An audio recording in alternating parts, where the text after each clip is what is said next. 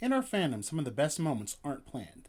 Scenes improvised or done by accident that look great on film, but you, the audience, may have never known about. I'm going to tell you about some of them today in this two-part segment. Here's an example for the type of things we're going to cover. Many of you know the movie Pretty Woman.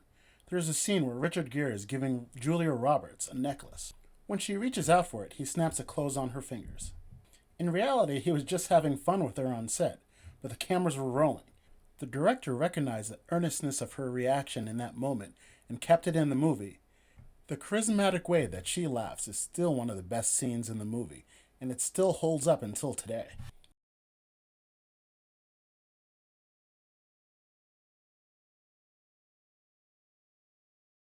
So who doesn't love Die Hard?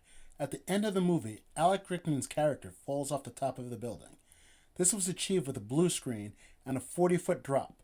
Rickman insisted that he didn't need a stunt double. So the director instructed the cameraman to get a shot of his face, since he would be doing the stunt himself. Then he told the stunt coordinator to drop him earlier than he had told Rickman he would, so he would get a genuine reaction.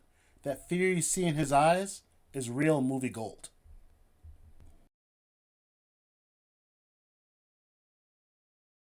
In Raiders of the Lost Ark, there was supposed to be a whole sword fighting scene. Harrison Ford came down with dysentery and didn't feel like he could do the scene, so he improvised shooting him with a pistol. It was great, but it makes me wonder if he left the sword fighting scene in, will we still remember it as we did?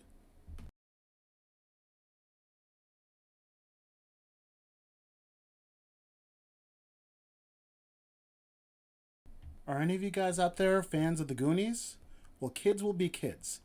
It's a fun movie people still talk about and parry until today.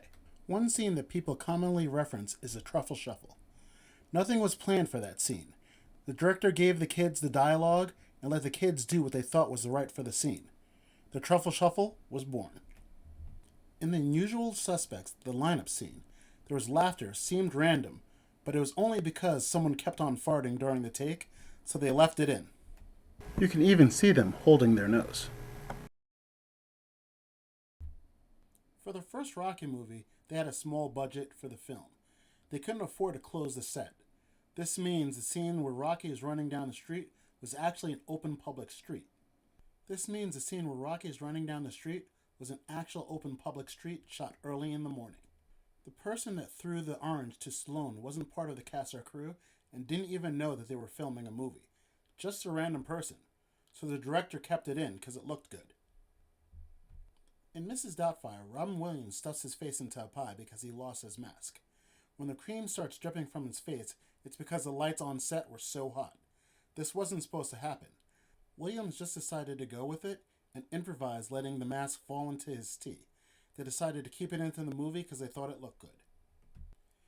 In Captain America the First Avenger, Haley Atwell admitted when she saw Chris Evans shirtless for the first time, she reached out and touched his chest impulsively. So they kept it in the movie, and it looked good on screen. The director said it made for a charming moment, but I'm sure we would not have been able to get away with it if it was the reverse.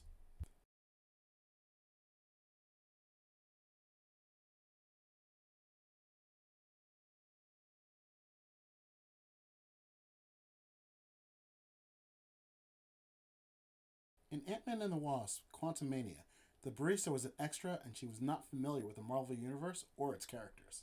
So she mistakenly called him Spider-Man in one of the takes, not knowing the difference. The director liked it and made it part of the scene. Some would think that's an impossible mistake to make, but there are those people out there. One of the most famous shows to ever grace TV is Baywatch. For as popular as it was, in the beginning they had a low budget and tried to keep the plot simple and the budget low. After filming, it was discovered that some episodes were coming up short on runtime.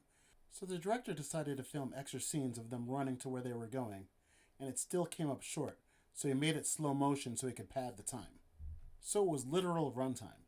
These scenes became iconic to the show, and the show became famous for that. But in reality, it wasn't planned, and it wasn't even supposed to be part of the show to begin with. Sometimes accidents happen on set.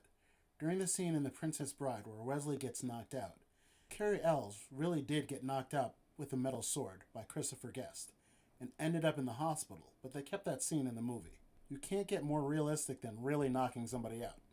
In The Lord of the Rings, The Two Towers, Aragorn finds a pile of burned corpses and believes that his friends are among the dead. So he kicks a helmet and screams in rage.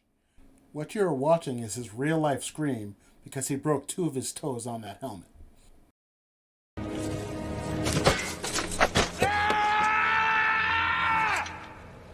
This is the end of part 1. Please turn into part 2 where I cover other genres. Today I'll leave you with our Baywatch beauties running on the beach.